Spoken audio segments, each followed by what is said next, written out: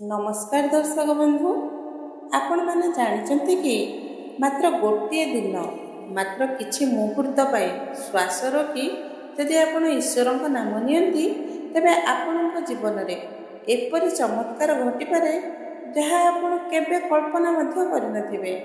यह कौनसी कहानी नुहे, कौनसी अंधविश्वास नुहे, बरं यह हेउछि सेही गुप्त साधना जहाँ योगी और सन्थ मैंने शताब्दी धरी करि आसिछन्ति। आज मु आपनकु सेही रहस्य कहबाकू जाउछि, जहाँ शुणी आपनक मन आश्चर्य भरिजिव और आपनक आत्मा एक नुआ आलोकर पूर्ण होब। तेणु प्रस्तुत हुअन्तु, कारण एही वीडियोर शेष सुधा आपण जानिजिबे जे प्रकृत चमत्कार कौनसी बाहर नुहे, बरं आपनक भितर लुचि रहिछि। आज मु आपनकु एक एपरि रहस्य कहबाकू जाउछि जहाँ शुणी आपनक हृदय रोमांचरे भरिजिव। एही रहस्य कौनसी तंत्र मंत्र किंबा जादूर नुहे, बरं यह आपनक निज श्वासर मात्र गोटे दिन किछि मुहूर्त पाई श्वास रोकी ईश्वर नाम जप कले जीवन बदली जाइपारे।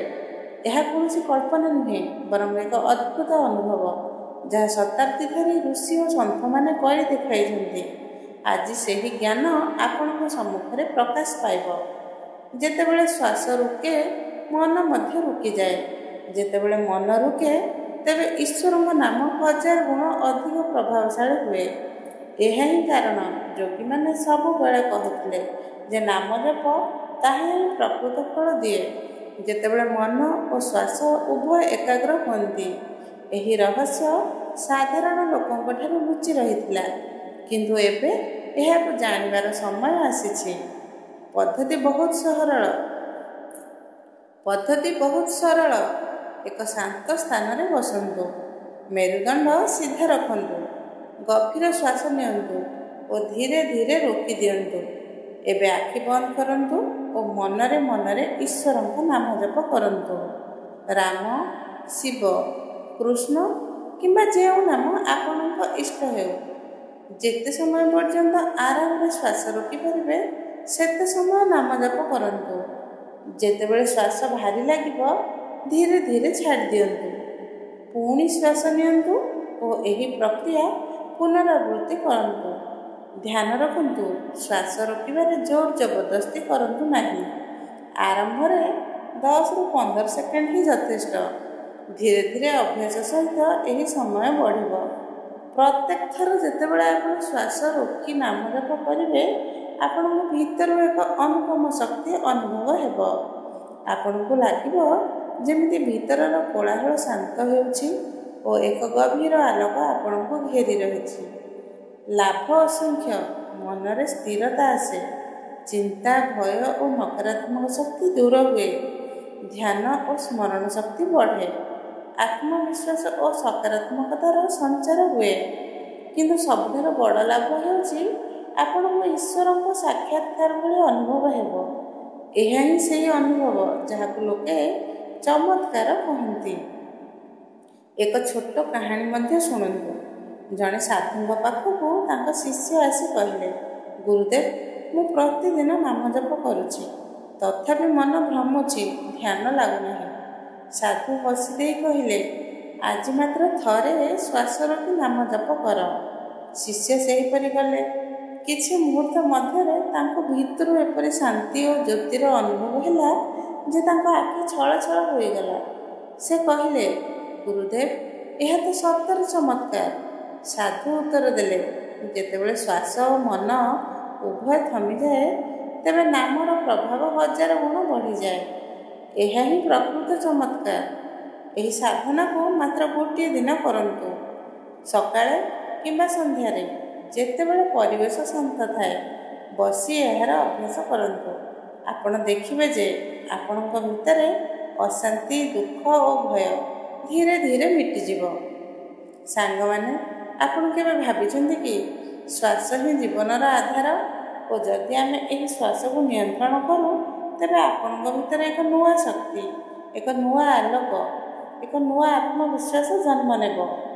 मने रखंतु, एही साधना कौनसी बाहर जादू नुहे, यह आपनक निज आत्मार शक्ति। जेतेबेले आत्मा जागृत हुए ତେବେ ପ୍ରତ୍ୟେକ ବ୍ୟକ୍ତି ନିଜେ ଚମତ୍କାର ହୋଇଯାଏ। ଆପଣଙ୍କ ଚିନ୍ତାଧାରା ବଦଳେ, ଆପଣଙ୍କ ଶକ୍ତି ବଦଳେ ଓ ଆପଣଙ୍କ ସମ୍ପୂର୍ଣ୍ଣ ଜୀବନ ବଦଳିଯାଏ।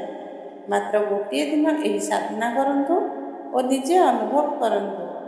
ଯଦି ଆପଣଙ୍କୁ କୌଣସି ପରିବର୍ତ୍ତନ ଦେଖାଯାଏ ନାହିଁ, ତେବେ କହିଦିଅନ୍ତୁ ଯେ ଏହା ସବୁ ବୃଥା। କିନ୍ତୁ ଯଦି ଭିତରେ କିଛି ଜାଗିଲା, ଯଦି ହୃଦୟକୁ ଶାନ୍ତି ମିଳିଲା, ଯଦି ଆତ୍ମାକୁ ଆଲୋକ ଦେଖାଗଲା, ତେବେ ମାନି ନିଅନ୍ତୁ ଯେ ପ୍ରକୃତ ଚମତ୍କାର ଆପଣଙ୍କ ଭିତରେ ହିଁ ଲୁଚି ରହିଛି। ଏବେ ମୁଁ ଆପଣଙ୍କୁ କହିବାକୁ ଚାହୁଁଛି, ଏହି ଜୀବନ ଅମୂଲ୍ୟ, ଶ୍ୱାସ ସୀମିତ, ଏଗୁଡ଼ିକ ବୃଥା ଯିବାକୁ ଦିଅନ୍ତୁ ନାହିଁ। ଶ୍ୱାସ ରୋକି ଈଶ୍ୱରଙ୍କ ନାମ ଜପ ହେଉଛି ସେହି ଚାବି ଯାହାଦ୍ୱାରା ଭିତରର ଦ୍ୱାର ଖୋଲେ ଓ ଯେତେବେଳେ ସେହି ଦ୍ୱାର ଖୋଲେ, ତେବେ ସାମ୍ନାରେ କେବଳ ଆଲୋକ ହିଁ ଆଲୋକ ଦେଖାଯାଏ।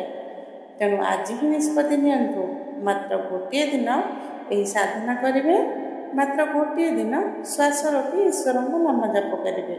ତାପରେ ଦେଖନ୍ତୁ ଭିତରେ କିପରି ଚମତ୍କାର ଘଟୁଛି ଓ ତାପରେ ଆପଣ ମଧ୍ୟ କହିବେ, ସତରେ ପ୍ରକୃତ ଶକ୍ତି ତ ମୋ ଭିତରେ ହିଁ ଲୁଚି ରହିଛି।